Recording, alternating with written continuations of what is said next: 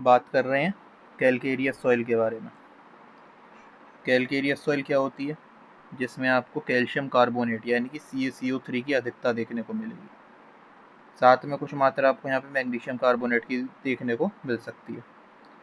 PH कितना होगा मिट्टी का? 7.5 से लेकर के 8.5 के आसपास।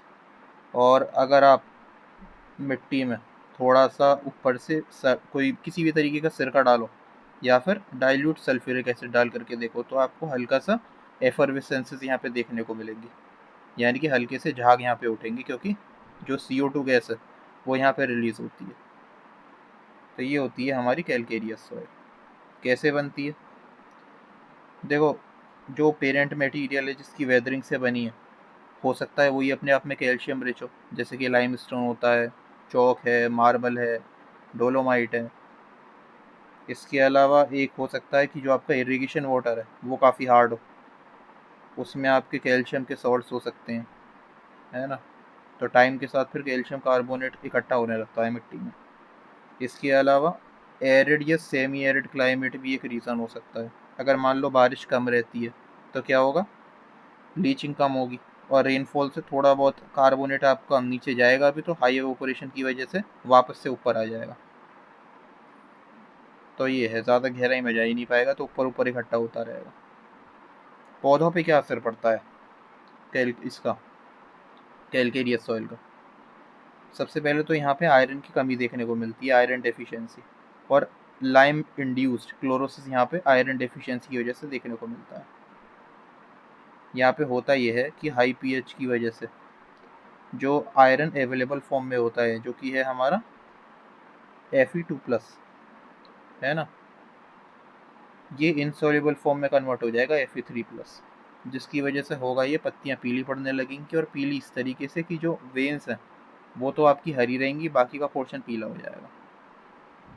एक यहाँ पे जो फॉस्फोरस है वो यहाँ पे प्लांट्स के लिए अवेलेबल नहीं रहेगा, क्योंकि वो यहाँ पे कॉम्प्लेक्स बना लेगा। ये ध्यान रखना, कैल्शियम के साथ रिएक्ट करके फॉस्फोरस यहाँ पे इनसॉल्युबल कॉम्प्लेक्स बना लेगा, जो कि होता है हमारा कैल्शियम फॉस्फेट, जिसकी वजह से फिर फॉस्फोरस हमारा प्लांट्स की रूट्स के लिए अवेलेबल नहीं रहेगा।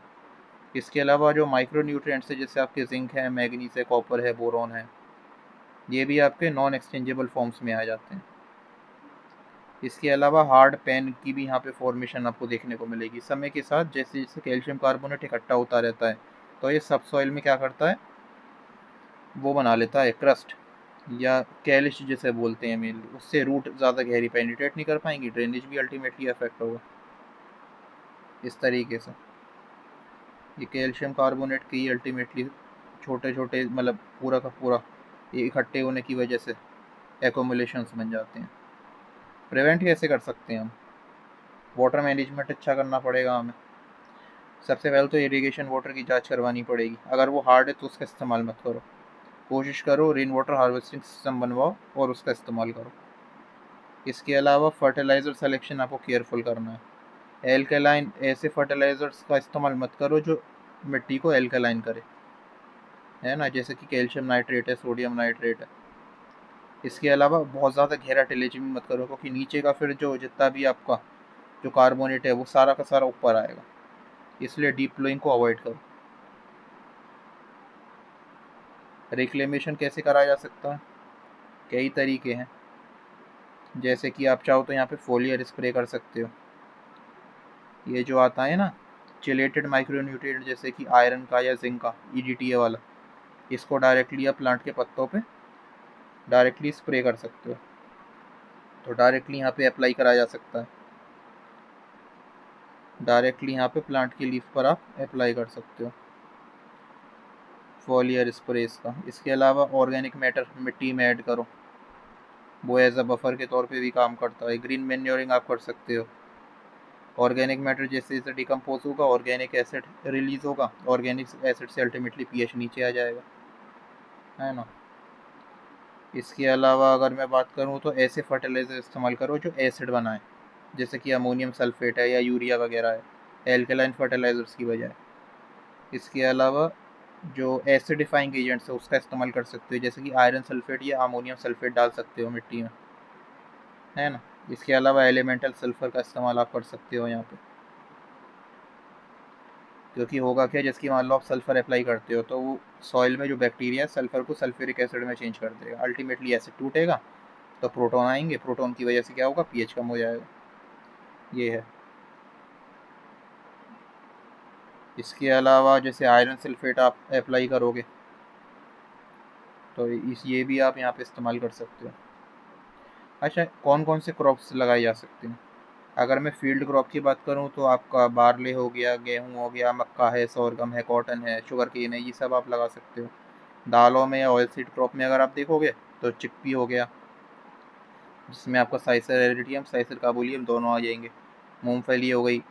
इसके अलावा मस्टर्ड हो गया, सोयाबीन हो गया, है ना। ये सब आपके पल्सेस और ऑयल सीड में आ जाते हैं जो आप लगा सकते हो। फ्रूट्स में क्या क्या लगा सकते हो? अंजीर, अनार, ऑलिव, अंगूर, सिट्रस। सिट्रस में रूट स्टॉक पर आप लगा सकते हो ग्राफ्टिंग करके, जो टॉलरेंट रूट स्टॉक होती हैं वो आप सिट्रस के लगा सकते हो। इसके अलावा गुआवा लगा सकते हो। सब्जियों में पत्ता गोभी, गोभी, प्याज, टमाटर, आलू, शुगर बीट, ये लगा सकते हो। चारे के क्रॉप्स में आप यहाँ पे क्लोवर लगा सकते हो, अल्फाल्फा लगा सकते हो, लूसर्न जिसे बोलते हैं। तो ये सब क्रॉप लगाए जा सकते हैं। अब जैसे कि लाइमस्टोन जो मैं बात कर रहा था कि पेरेंट मटेरियल हो सकता है अपने आप में ही कैल्शियम रिच हो, जैसे कि लाइमस्टोन इस तरीके का दिखता है, ये लाइमस्टोन है। लाइमस्टोन के अलावा ये आपका चौक है ना। इसके अलावा ये मार्बल है, ये डोलोमाइट है। ये जो मैं बता रहा था, लाइम इंड्यूस्ड क्लोरोसिस, आयरन की कमी की वजह से यहाँ पे क्लोरोसिस होती है। जितनी भी बीच की वेंस वगैरह हैं वो सब हरी देखने को मिलेंगी, और बाकी का पूरा पोर्शन आप यहाँ पे देख रहे हो, ये सारा का सारा पोर्शन बाकी का पीला है। इसके अलावा है हार्ड पेन की फॉर्मेशन हो जाती है जब कार्बोनेट इकट्ठे होते हैं तो, है ना। नीचे क्रस्ट आपका बन जाता है यहाँ पे सब सॉइल में, कैलिक जिसे हम बोल रहे हैं। ये देखो, ये सब कैल्शियम कार्बोनेट के अकोमुलेशन की वजह से बना है। यहाँ पे आपको दिख भी रहा होगा। इसके अलावा रेन वाटर हार्वेस्टिंग, अगर आपका हार्ड वाटर है तो आपको पानी पे रेन वाटर हार्वेस्टिंग का यूज़ करना है, ठीक है। फेरस सल्फेट का यहाँ पे इस्तेमाल कर सकते हो रिक्लेमेशन के लिए, कट्टे आते हैं इनके बड़े बड़े। इसके अलावा चेलेटेड जिंक का यहाँ पे इस्तेमाल हो सकता है, जिंक की डी है। इसके अलावा फर्टिलाइज़र्स में ऐसे इस्तेमाल करो जो एसिड बनाए, जिसकी यूरिया वगैरह हो गया। अच्छा, यूरिया के बारे में, ये जो किसान यूरिया का बोरा लेकर के आते हैं ना, एक कट्टा, ये इन्हें लगभग 267 रुपये का पड़ता है, जबकि एक्चुअल जो इसकी लागत है ना लगभग एक कट्टे की, वो लगभग 1550 रुपये के आसपास आती है, 1553 यहाँ पे लिखा भी है। एक कट्टा लगभग आपका जो इफ़को का ये मिलता है किसानों को 45 किलो के आसपास का होता है, जिसकी एक्चुअल कॉस्ट होती है लगभग 1553 के आसपास की। लेकिन इसमें कंपनी को सरकार की तरफ से सब्सिडी मिल जाती है 1286 के आसपास की। तो जो किसानों को एक्चुअल में ये बोरा पड़ता है वो लगभग 267 रुपये का एक बोरा पड़ता है, एक बोरी 266 रुपीज़ की, 45 किलो यूरिया की। 46% नाइट्रोजन होती है यूरिया में, आपको पता ही है। अच्छा, यूरिया को अप्लाई करने का जो सबसे सही तरीका है ना, जनरली कुछ किसान करते हैं जिन्हें इतनी जानकारी नहीं होती कि हाथ से स्प्रे कर रहे हैं।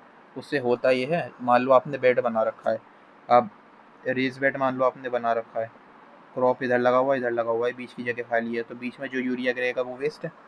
इसके अलावा जब आप छिड़क के यानी कि स्प्रे करके यूरिया डालते हो तो उससे होता ही है, पत्तों वगैरह के बीच में अटक गया इसके दाने, तो फिर होगा क्या, बाद में वो पत्ते जल सकते हैं। तो इसका सबसे सही तरीका वैसे ये रहता है कि जो आप इरिगेशन वाटर दे रहे हो उसी में अल्टीमेटली मिला करके अप्लाई करो, सबसे अच्छा तरीका है।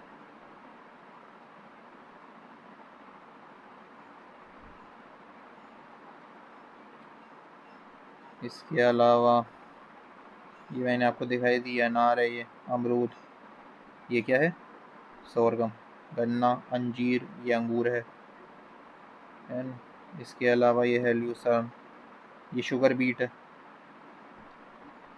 दो ही चीज़ें होती हैं जिससे आपका शुगर मेनली बनता है, एक तो शुगर के लिए शुगर केन होता है, इसके अलावा एक होता है शुगर बीट, ये ध्यान रखना। ये ऑलिव है,